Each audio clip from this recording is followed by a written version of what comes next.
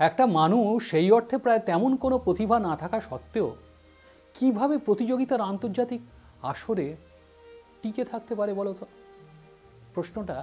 প্রশ্নটা যে কাউকেই প্রশ্নের এক জটিল ধাঁধায় আটকে দিতে পারে, সন্দেহ নেই। কিন্তু আমি নিশ্চিত এই মানুষটি প্রায় সব অর্থেই নিজেই এই প্রশ্নের এক জলজ্যান্ত উত্তর।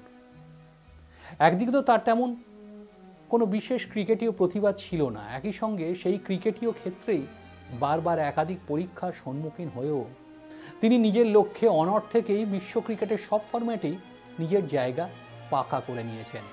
তিনি আর কেউ নন, এই মুহূর্তে ভারতীয় ক্রিকেট এবং আইপিএলে চেন্নাই সুপার কিংসের অন্যতম ভরসা জোগানো অলরাউন্ড পারফর্মার শার্দুল ঠাকুর। কিশোর ক্যাফের আজকের পর্বে আমরা শুনব তার জীবনের সেই অসংখ্য চড়াই উতরাই পেরিয়ে পাওয়া বহু প্রতীক্ষিত সেই সাফল্যের গল্পই। তার আগে আবারও বলে রাখি, ওয়েলকাম টু কিশোর ক্যাফে। কিশোর ক্যাফের নতুন একটা ভিডিওতে তোমাদের সবাইকে স্বাগত জানাই, আমি তমাল। আর আবারও বলে রাখি, ভিডিওটা ভালো লাগলে লাইক, কমেন্ট এবং শেয়ার করার পাশাপাশি চ্যানেলটা সাবস্ক্রাইব করে বেল আইকনে প্রেস করে চ্যানেলটা সাবস্ক্রাইব করতে প্লিজ ভুলো না বন্ধুরা। তোমাদের সাবস্ক্রিপশন আমাদের কাজ করার জন্য একটা মস্ত বড় মোটিভেশন। কেমন আছো? মহারাষ্ট্রের পালগড় জেলা, সেই জেলা থেকেও আরও 10 কিলোমিটার দূরে তাদের গ্রাম, আর সেখান থেকেই 13 কিলোমিটার দূরে তার স্কুল তারাপুর বিদ্যা মন্দির। আর সেখান থেকে ক্রিকেট খেলতে তাকে মুম্বাই আসতে হতো আরও 90 কিলোমিটার পথ। মুম্বাইয়ের লোকাল ট্রেনে চেপে যা আসতে সময় লাগতো প্রায় ঘন্টা 3 মতন। কিন্তু কথায় আছে, প্যার কিয়া তো ডর না কিয়া। অতএব যে ক্রিকেটকে তিনি এত ভালোবাসেন, তার জন্য প্রায় নিয়মিত 90 কিলোমিটার পাড়ি দেওয়া তার কাছে খুব কঠিন ব্যাপার ছিল না। বাবা নরেন্দ্র ঠাকুর পেশায় কৃষক হলেও তিনি গ্রাম স্তরে অল্প বিস্তর হলেও ক্রিকেটটা খেলতেন এবং পছন্দও করতেন, যে কারণে ছেলে শার্দুলকে ক্রিকেটের ব্যাপারে তিনি উৎসাহ দেওয়ার পাশাপাশি সঙ্গও দিতেন। কিন্তু অত প্রত্যন্ত এক গ্রাম থেকে সেখান থেকে ক্রিকেটকে নিয়ে স্বপ্ন দেখাটা যে কিছুটা হলেও বিলাসিতার সামিল।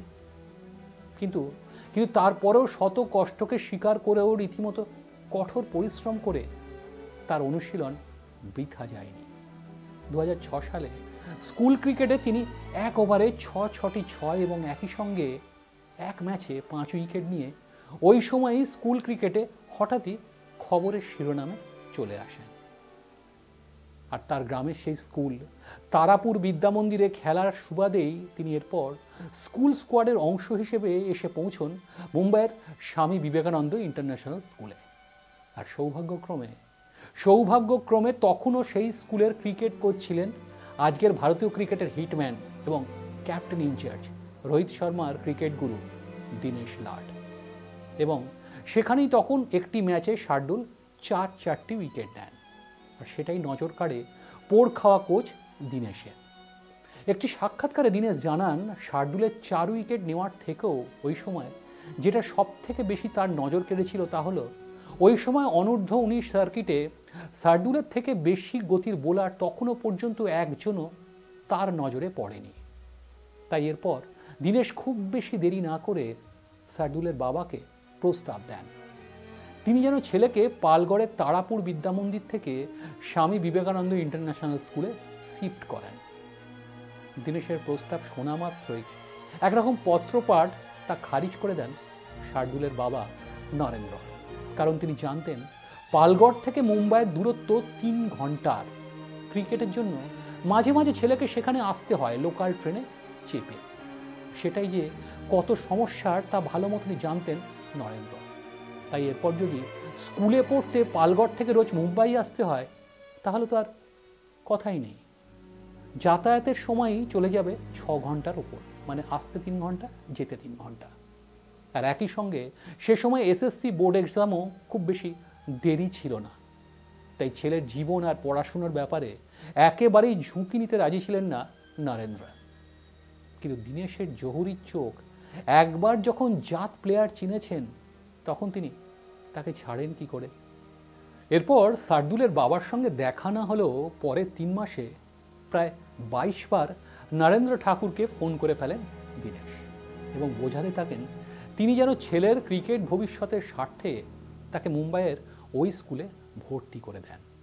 এবং নিজের স্ত্রী মানে দীনেশ নিজের স্ত্রীর সঙ্গে কথা বলে তিনি নরেন্দ্রকে আশ্বস্ত করেন যে তার ছেলেকে মানে শার্দুলকে স্কুল থেকে নিয়মিত যাতায়াত নয়, মানে পালগড়ে যাতায়াত নয়, বরং সে এখন থেকে তাদের বাড়িতেই মানে দীনেশের বাড়িতেই থাকবে।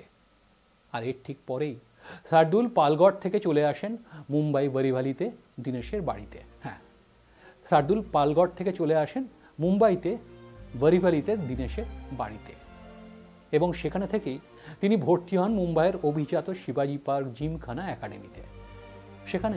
সেখানে কোচ প্রবীণ আমরে পরিষ্কার জানিয়ে দেন শার্দুল ব্যাটিং পারলেও এখানে তার ব্যাটিং নয়, আমরা তার বোলিংয়ের দিকটিতেই জোর দেব এবং তার উপরেই নির্ভর করবে তার ভবিষ্যৎ ক্রিকেট জীবন। কিন্তু এখানেও দুটো সমস্যা ক্রমে মাথা চারা দিয়ে উঠছিল। তা হলো স্কুল ক্রিকেট অবধি ঠিক আছে, কিন্তু ডোমেস্টিক বা আন্তর্জাতিক ক্রিকেটে একজন অতি সফল বোলার হয়ে উঠতে গেলে সাধারণত যে পরিমাণ ফিটনেস বা শারীরিক কাঠামো বিবেচনাধীন থাকে তা অবশ্যই বেশ খানিকটা সুঠাম। কিন্তু দৈর্ঘ্যে কম মানে হাইটে কম এবং একই সঙ্গে প্রায় 83 কিলো ওজনের শার্দুলের কাছে পেস বোলিংটা ক্রিকেটের ডোমেস্টিক সার্কিটে বেশ চ্যালেঞ্জিং হয়ে উঠছিল। তার প্রমাণ তার 21 বছর বয়সে ঋষিকেশ কানিতকারের রাজস্থানের বিরুদ্ধে জীবনের প্রথম রঞ্জি ম্যাচ। 4 ম্যাচে মাত্র 4টি উইকেট নিয়ে কোনো ছাপই ফেলতে পারলেন না ছেলেটা। সমালোচনা গিলে খেতে শুরু করলো তাকে। অনেকেই বলতে শুরু করলেন, এই হাইট আর এত মোটা চেহারা নিয়ে ফাস্ট বোলিং, ব্যাপারটা হাস্যকর বেশ। সে সময় ভারতীয় বোলিংয়ের অন্যতম স্তম্ভ জাহির খান তাকে পরামর্শ দেন, ওজন কমাও। দিনরাত এক করে নিজের 13 কিলো ওজন কমিয়ে ফের একবার বোলিং সার্কিটে সমহিমায় ফিরে আসেন শার্দুল ঠাকুর। বোলার হিসেবে তিনি ছিলেন ন্যাচারাল আউটসুইঙ্গার। লাল বলে তিনি উইকেটের দুদিকেই 140 কিলোমিটারের গতিতে বল সুইং করাতে পারতেন। এই সময় শিবাজি পার্ক জিমখানা ক্রিকেট একাডেমির পাশাপাশি প্রবীণ আমরে, যিনি ছিলেন মুম্বাইয়ের রঞ্জি দলের কোচিংয়ের দায়িত্ব, তিনি তখন শার্দুলকে এমন কিছু পরামর্শ দেন যার জেরে নিজের ওজন কমিয়ে বোলিংয়ে অজস্র পরিবর্তন করে গত মরশুমে চূড়ান্ত ব্যর্থতা কাটিয়ে 2013-14 রঞ্জি মরশুমে 6 ম্যাচে 26.25 অ্যাভারেজে তিনি 27টি উইকেট তুলে নিতে সমর্থ হন। পরের মরশুমে মুম্বাই দলের হেড কোচ নিযুক্ত হন সেই প্রবীণ আমরে। আর সেই বছরেই মানে 2014-15 রঞ্জি মরশুমে শার্দুল এক ইনিংসে 5 উইকেট নেওয়ার পাশাপাশি গোটা টুর্নামেন্টে মোট 48 উইকেট নিয়ে অপর বোলার বিনয় কুমারের সাথে সর্বোচ্চ উইকেট শিকারীর স্বীকৃতি পান। পরের বছর 2015-16 মরশুমে এক ইনিংসে 8 উইকেট নিয়ে একটি ম্যাচ উইনিং স্পেলের পাশাপাশি গোটা টুর্নামেন্টে মোট 41 উইকেট নিয়ে আইপিএলের পাঞ্জাব দলের নজর কাড়েন শার্দুল ঠাকুর। কিন্তু এত ভালোভাবে মরশুম শেষ করলেও ভারতের জাতীয় নির্বাচকদের নজর কাড়তে তিনি তখনও অসমর্থ হন। সে সময় পরবর্তী অস্ট্রেলিয়া সফরে ভারতীয় দলে একাধিক নতুন মুখ সুযোগ পেলেও রঞ্জিতে দুরন্ত পারফরমেন্সের পরেও জাতীয় দলের সুযোগ থেকে বঞ্চিত হন ছেলেটা।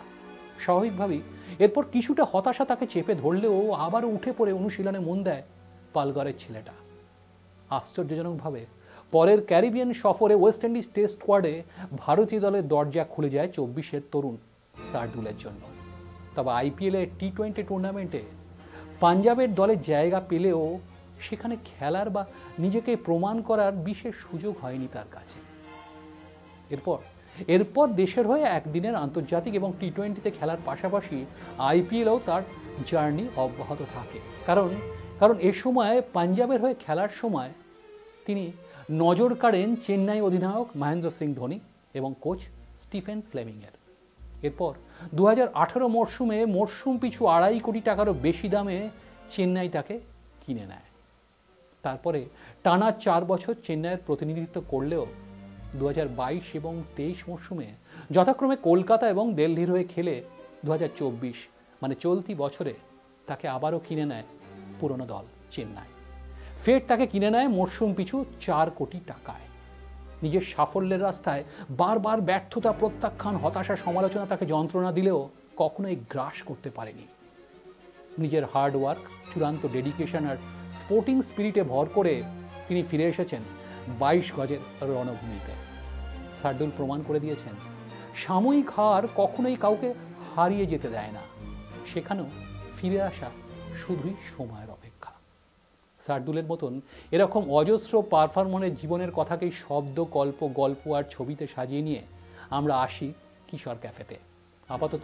আপাতত চলতি আইপিএল মরশুমে গত মরশুমের মতনই কিশোর ক্যাফেতে আসতে চলেছে এরকমই অনেক ক্রিকেটারের হার না মানা জীবনের নজর কাড়া ভিডিও। তাই বন্ধুরা, প্লিজ নজর রাখতে ভুলো না। আজকের ভিডিওটা এই পর্যন্তই। খুব তাড়াতাড়ি আবারও একটা নতুন ভিডিও নিয়ে চলে আসছি। তার আগে আবারও বলে যাই, ভিডিওটা ভালো লাগলে লাইক, কমেন্ট এবং শেয়ার করার পাশাপাশি চ্যানেলটা সাবস্ক্রাইব করে পাশে থাকতে প্লিজ ভুলো না বন্ধুরা।